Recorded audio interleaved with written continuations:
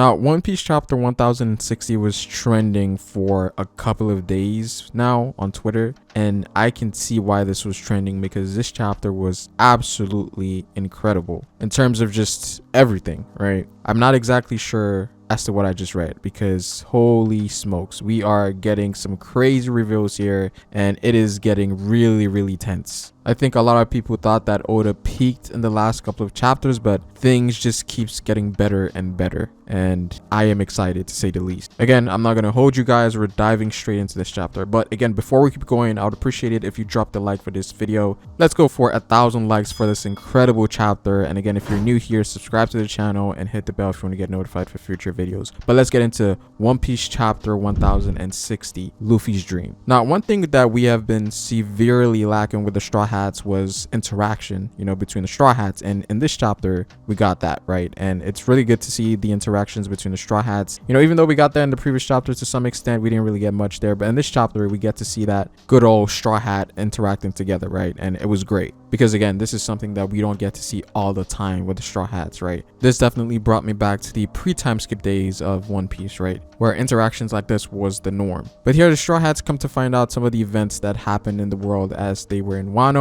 And of course, the main topic of concern right now was obviously the situation with Sabo, Cobra, and Vivi. And of course, this news comes as a shock to everyone because they just can't believe Sabo was capable of doing something like that. Luffy obviously knowing about Sabo's character, and even Robin states that the revolutionary army are against the world nobles, not regular kings, so this isn't something that they would do. So it's obviously sketchy from that point of view. But of course, when it comes to Luffy getting information this intense about someone he cares about, in this case Sabo, he gets really irrational to the point where he states that they should head towards Alabasta right now. Of course, there's Sabo and there's also Vivi, so his point of concern is just figuring out exactly what happened by going to the source, right? And again, I don't blame Luffy because he wouldn't want another scenario like Ace happening again. Of course, that triggered some PTSD there potentially, but again, Luffy needs to be much smarter than that. And this is where Zoro comes into play, being the right hand that he is, advises Luffy on what to do. And of course, going to Alabasta at this point in time will do nothing for them because Cobra is dead and they don't even know where Vivi's at. So going to Alabasta would make no sense. And of course, Luffy then says he wants to go to Maridroa, and in this case, we know that that's not really a good idea because that's the Navy HQ. And of course, Zoro tells Luffy that going there is essentially going to the enemy's territory, the center of the world, right? And that's obviously a bad idea. And of course, this situation has the whole Straw Hat panicked because again, Vivi's involved, and then there's also Sabo, and we know what has happened in the past with Luffy's brother before, so there's a lot of uncertainty and they don't know what to do as of right now. But we're seeing Zoro really play that role of being the advisor to Luffy, telling him to be calm in situations like this and not overreact. And that's honestly amazing because the last time that we saw this happen was during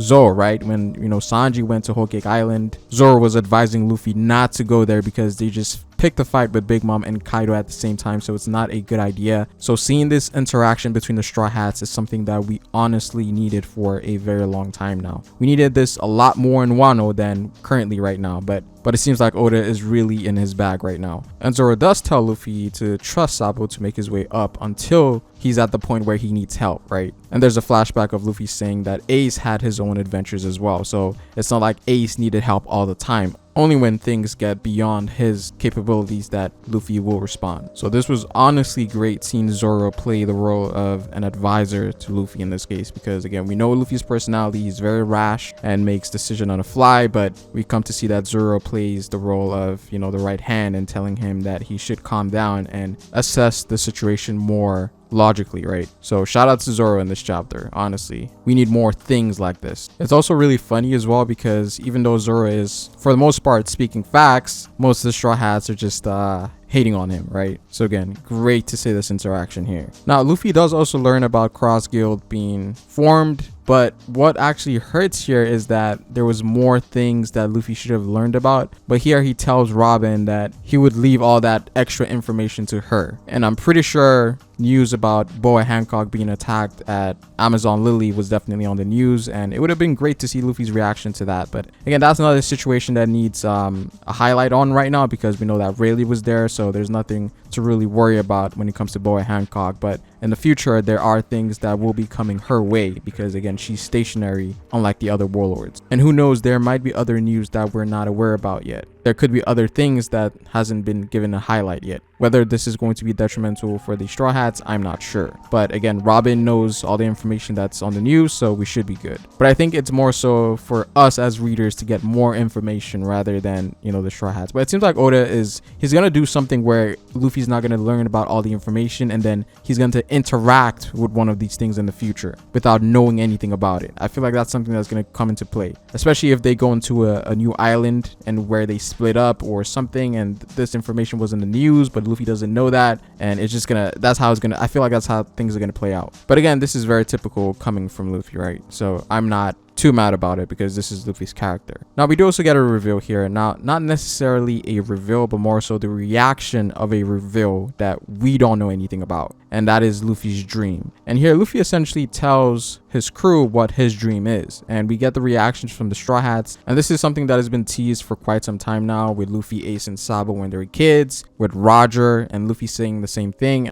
and now here. Now again, we don't get the reveal as to what Luffy's dream is, but we get the reaction. Now, one thing that you can definitely take from this is that Luffy's dream is more than likely very goofy, but it is also grandiose in terms of it being a worldwide thing, right? It's a wide scale thing, something involving the world, but on a goofy level. And you can kind of infer this from the reactions of the Straw Hats, in which, you know, everyone is kind of baffled by this information. You have some of the Straw Hats being shocked, you have some of them laughing. It's a mixed bag all around, but in reality, they knew that this is something that fits Luffy's personality, and this is something that they would expect from Luffy, knowing his nature. And Luffy feels like he needs to become the Pirate King to achieve this dream. So the Pirate King is a stepping stone to Luffy's end goal, or his dream. And again, there's been a lot of theories surrounding what Luffy's dream is. Obviously, it's not the Pirate King. It's essentially confirmed in this chapter that, you know, the Pirate King is a stepping stone. But a lot of people theorize that Luffy wants to have a party with the world. I think that's one of the more bigger ones that's out there. Apart from that, I don't really know what Luffy's dream could be. But again, it's something that's goofy in nature, but very grandiose, to the point that even Usopp said that it was impossible. So the bar that is set here for Luffy's dream is very, very high, where, you know, the Pirate King position is just a stepping stone for it. So it's going to be interesting to see how Luffy is going to achieve this. But overall, this section of the chapter was pure gold in terms of the Straw Hat and their interaction and character moments like this. This was honestly very good coming from Oda. And hopefully we do get more things like this, because the story is increasingly becoming more tense and things are getting more drastic as we head towards the end game. So exchanges like this between the Straw Hats are going to be necessary. I do also want to point out that Caribou is on the ship. Now, I'm not sure if they know he's on the ship, because we see that the barrel is like closed off. So I think they know he's there and they trapped him in there. But, you know,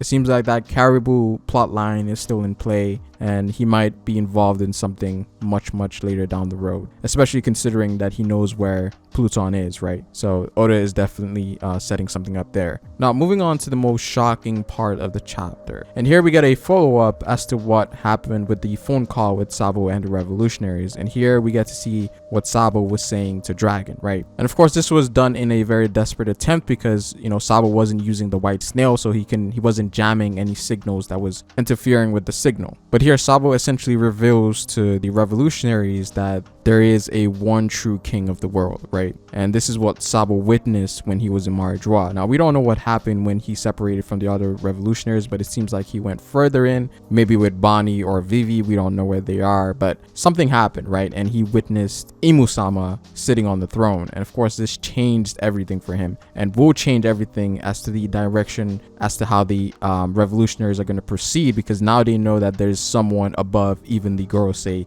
and the world nobles, right? The Celestial Dragons. So this news more than likely will come to a shock for Dragon, right? Because now there's a godlike entity within the world government. Now, we also figure out that Sabo is currently on Lulusia, which is one of the kingdoms that revolted against their kings when the reverie was happening. And of course, we get to see the godlike power of Imu-sama, or what we presume is Imu-sama's power. And then we see Im-sama cross out Lulusia from a map, and we get to see the island get erased, right? We see these beams come out from the sky, and the island is pretty much destroyed to nothing. It's not even like there's a portion of the island remaining. Everything got eviscerated. So all of those people on that island at that point in time literally just got killed. Now, of course, we know SABO was there, right? But we know that SABO is a Logia and more than likely could be capable of surviving that, more than likely anyways. But for the other people, there is no way they're getting out of that. And I think this is the start of the great cleansing, right? What SABO did was helpful for the revolutionary, but it also enacted the rage of Imsama and the world government to take things more seriously now, because things are getting more and more troublesome. And so what we're seeing here is Imsama using his power and using the kingdom of Lucia as a way to show the world that if you rebel against the world government, this is what is going to happen to you. They're setting an example right now. Now, based on what we got here, we don't know where Vivi was, because a lot of people thought that Vivi was with SABO, which could still be the case, right? You know, we didn't get the whole spectrum of the situation, but as of right now, it seems like SABO was the only one at Lucia Kingdom, right? So again, I think SABO is good, but I think the citizens and everyone that was on Lucia is pretty much dead. And this also kind of tells you how certain things happened in the past. The Void Century, maybe this power was used on a mass scale to get rid of all the evidence that existed at that point in time, right? And they used this as a sort of genocide weapon to kill off a lot of people, and that's why the Void Century was something that isn't supposed to be thought about, spoken about, because of the horrors of what truly happened. And I think more than likely this is the way that God Valley was wiped off the map, right? It seems like this power that IMU possesses is very godlike, right? This is NO, but on a whole new level. And it's definitely pointing towards Uranus, because that is the last ancient weapon that we haven't seen yet. So it makes sense that the world government at least has one ancient weapon for themselves, right? And I think Uranus might be that ancient weapon. And we see that this power has something to do with the sky. It seems like something was in the cloud itself, and then it rained down these beams of lasers, or I don't know if it's lightning or just light beams, but it essentially destroyed the entire island. So this more than likely is Uranus, or it could be something else. We don't know. And it seems like Imsama is the vessel for Uranus as of right now. We don't exactly know what Uranus is, but honestly, this was a crazy reveal as to the power of Imsama, right? Like, this person might actually be a god. And even in the panels here, you don't get the semblance that this person is human because of the way they're shaped and the design. It could be the clothing, but it's a very weird design. But yeah, this was absolutely crazy. But of course, after that crazy explosion, the connection between SABO and the revolutionaries was cut off. I don't know if it's me, but Oda loves putting SABO in these crazy situations where we don't know if he's alive, injured, or dead, right? But obviously SABO's not dead, but he's in trouble for sure. And again, I did say that more than likely he survived that attack because he's a Logia. But as for the citizens, more than likely they are dead, unless SABO did some crazy awakening thing or he got help from someone else. We don't know, but as for right now, it's very bleak. Now we finally arrived towards the end of the chapter, and we get another crazy reveal. Not actually a reveal, but more so of a encounter. One of the worst generations, Bonnie. We come to see her in this chapter, with her being stuck in a heat bubble. I'm not exactly sure what's happening in that panel or how Bonnie got stuck there in the first place, but we do encounter Bonnie in this chapter, and she's unconscious. And again, we know that Bonnie was one of the individuals that more than likely helped Kuma rescue Kuma from Maridra, so we know that she played some role in Maridra, maybe with even SABO, right, and Vivi potentially, but she somehow ended up here in this water bubble. And again, it seems like we're gonna have Bonnie on the ship for quite some time. And again, Bonnie is one of the few supernovas that we know nothing about, and she hasn't been implemented into the story like the others have. So I think it makes a lot of sense that we're getting her now. And honestly, I wouldn't mind if she becomes a Straw Hat. Just saying. But this is a very interesting chain of events. I wonder where this is going to lead for the Straw Hats and Bonnie. Obviously, we're going to get some information dump because she knows what happened at Maridra, the truth of what really happened there, and it's going to be good for the Straw Hats to get that knowledge and information, because then they would have a more understanding as to what really happened, and they can proceed with more caution now, knowing more things. But this was an incredible chapter. We got a lot of reveals, a lot of lore, Straw Hat interaction, the revolutionary situation. Just an overall great chapter. I don't really have any complaints about that. Even though there's more mystery that was brought up here, it's exciting, right? There's a lot of hype, and it definitely gave us a clue as to what IMU is, or at least the godlike power that this individual possesses. So at least we know something about Emu right now, and I think this is just the beginning. But this was really exciting. What a time to be a One Piece fan, right? I mean, this is just greatness. Now, from what it seems like, this is the last transition chapter. It seems like we're finally moving on to the Straw Hat, because this is how the sequence of events usually goes, where, you know, at the end of the chapter we get the Straw Hats, something happens, and then the story continues from there. So from this point forward, it's gonna be the Straw Hat focused, and we're just gonna keep going on with the adventures. And I doubt we're gonna get any more chapters of any transition. Even though we haven't heard about Weevil, there is still a possibility we might get some Weevil next chapter, but for the most part, I think the transition chapters are done, and we're heading back into the Straw Hat adventure. But that's pretty much it for this video, guys. I'd appreciate it if you dropped a like on this video. Let's go for 1,000 likes for this immense chapter. Comment down below what you guys think. Subscribe if you're new to the channel. Hit the bell if you want to get notified for future content. You can also join members on the channel if you want to be a part of the squad and support the channel. You can follow me on Twitter at @FerrisSpace. But it is Farrah, guys, and I will see you folks later. Peace.